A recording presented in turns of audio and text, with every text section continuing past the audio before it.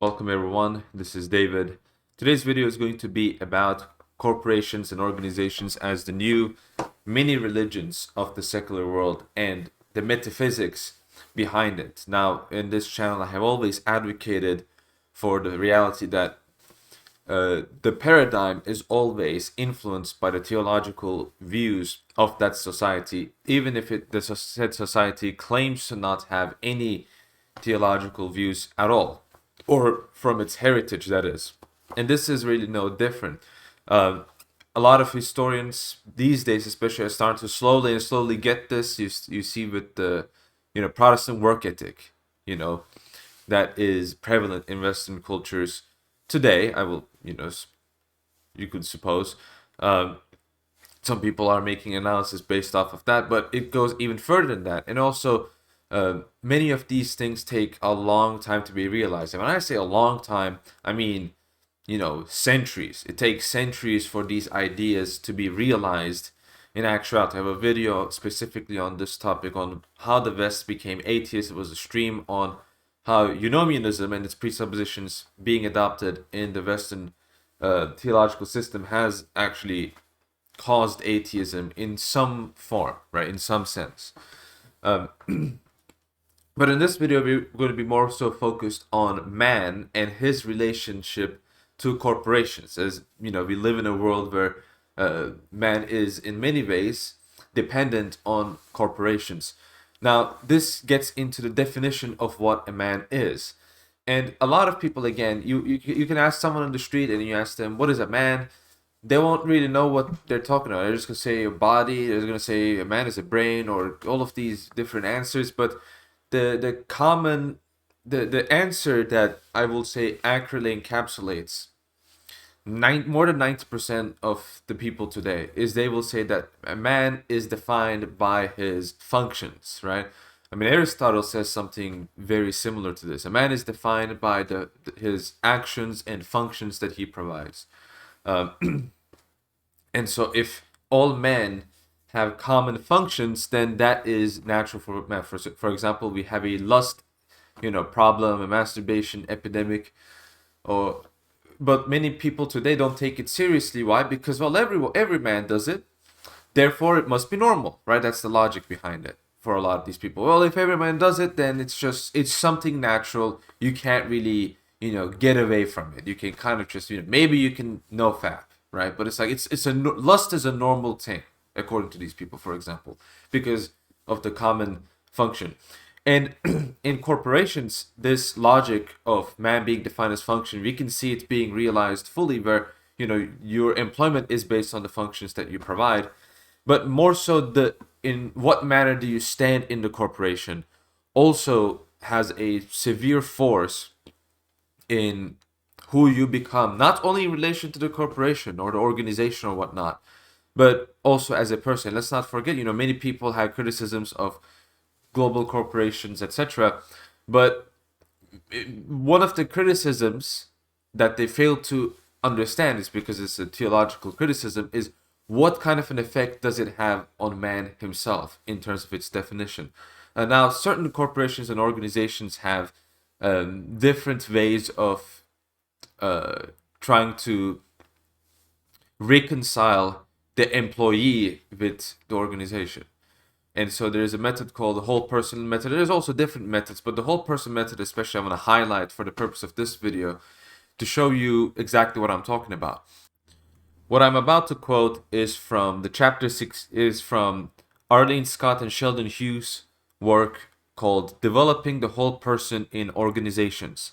And this is chapter 16, it's from page 159.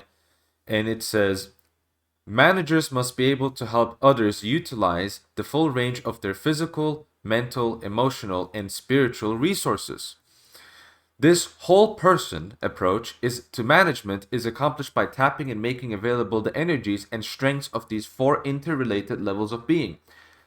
That is, the corporation is now responsible for all of these, your physical state, your mental state, your emotional state, your spiritual state. The company is responsible for all of those, interrelated levels of being. By helping employees access and use whole person energies for work, managers create the context for transforming both the self and the organization. Transforming the self, transforming the employee. So what we're seeing here is because person is defined by their functions, the employee, the corporation has a responsibility to transform the person working for them so that they can maximize their utility. And so they transform you into a wage slave.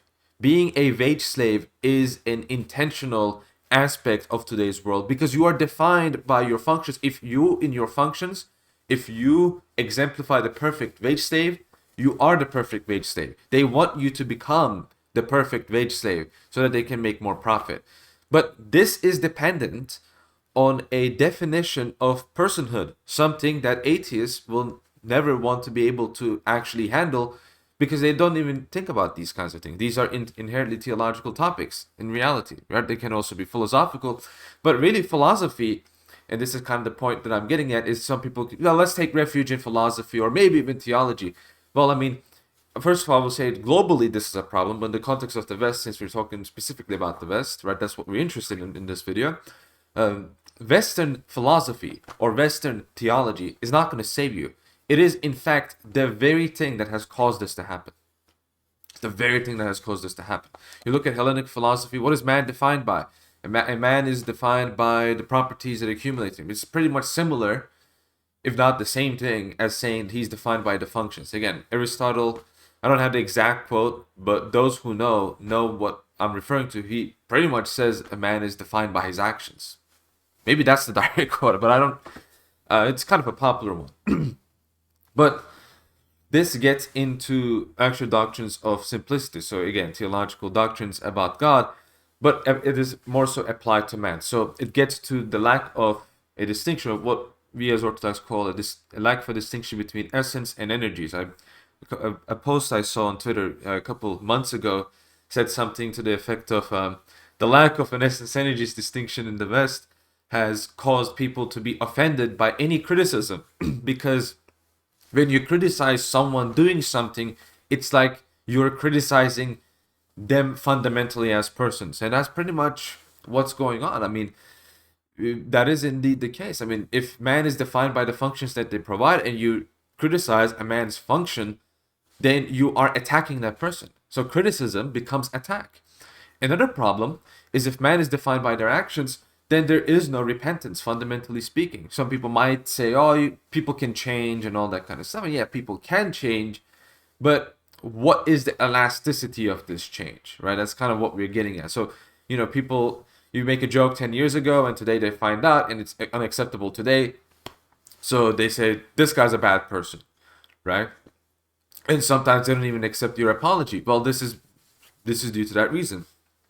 If someone makes that act of making a joke that is unacceptable today, even if that joke is 10 years ago, then he is a bad person, right? That's where you get that logic. Most people, again, they don't register this in their minds. But it doesn't matter if they can't register because it's still true. It still is what's going on today.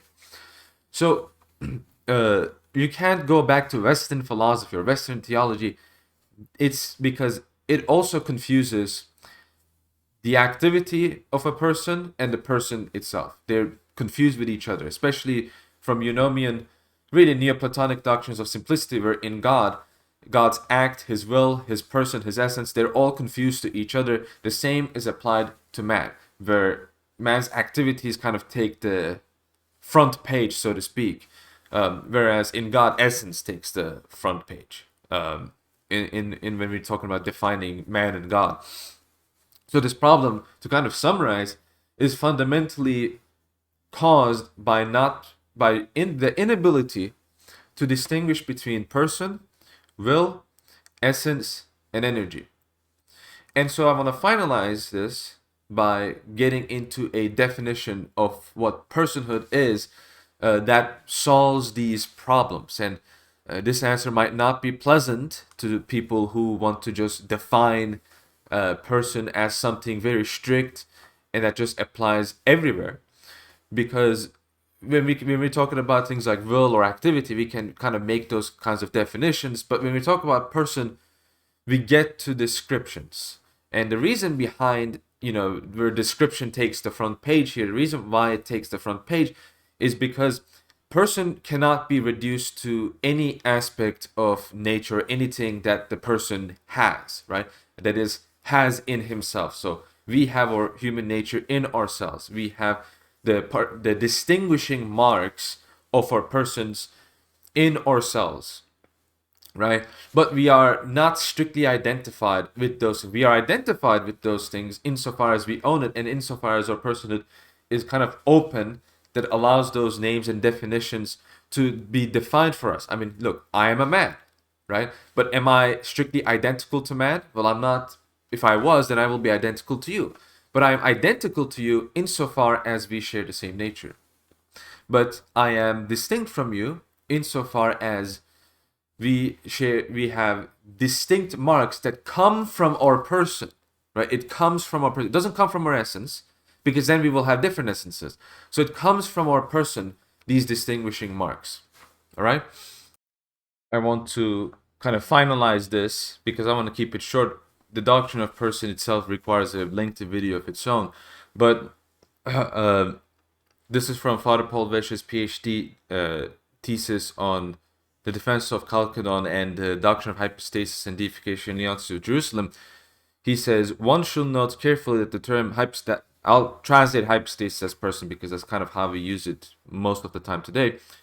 Person itself is not the coming together of natures or of properties, but it is itself that in which the coming together is absurd. In other words, the person itself is not a union or a coming together, but it is that in which the union or coming together takes place. Consider, for example, the terms used to describe the person, that in which several things, natures with their properties or properties without their natures, come together in one particular subject. It is one single indivisible, that is individual. In other words, even though the person may be constituted of several different natures or properties, it itself is one indivisible subject. That is, all of these things, nature, properties that exist in a person, they existed in a unique way. That's what personhood really is. It is where the existence of these things in a unique mode is absurd. And so we can describe it, we can come to know it, but true knowledge of a person comes only through communion with that person. And that's pretty much the fundamental aspect of knowledge of a person in Orthodox theology. And so, when we talk about, for example, lust being supposedly natural, it is not really natural. We can only be identified with sins only if we participate in it. The same thing goes for goodness as well, but our nature itself is good, and so it is naturally a part of us, but we still need to participate, that is, act on the good itself in order to be good. And so in order to be good persons, that is. And so, even though I say that personhood is not defined by functions or anything like this, they still play a very important role in the definition, but they cannot, and this is a key word, cannot be reduced to it. The reduction and the confusion of these things together is the cause of the slave system that we have today. And again, it's a very bold thing to say for some people, but it is the truth. And again, the way these things play out, sometimes they can take centuries. It takes a very long time to play out to its full fruition. Usually they don't even come to that stage, but when they do, as it is in the West today, this is the result that you get. And so that should be concluding my video. I want to finalize this video by, if you like this video, be sure to like it, share it to people, subscribe to this channel if you haven't, to see similar videos to this one if you really liked it that much. And I want to finalize this by shouting out some of the patrons I have. If you want to be shouted out yourself, or if you want to have access to my notes and full PowerPoint slides and presentations, you can check my Patreon page. Thank you to Kerry, Ignatius, I believe, Mike, Jack, Teresa, Nectarius, Dave, Colton, David, and Norbert. Thank you all for supporting my channel financially, and thank you all especially for watching this video. I will see you all in the next one, and may God be with you all. Goodbye.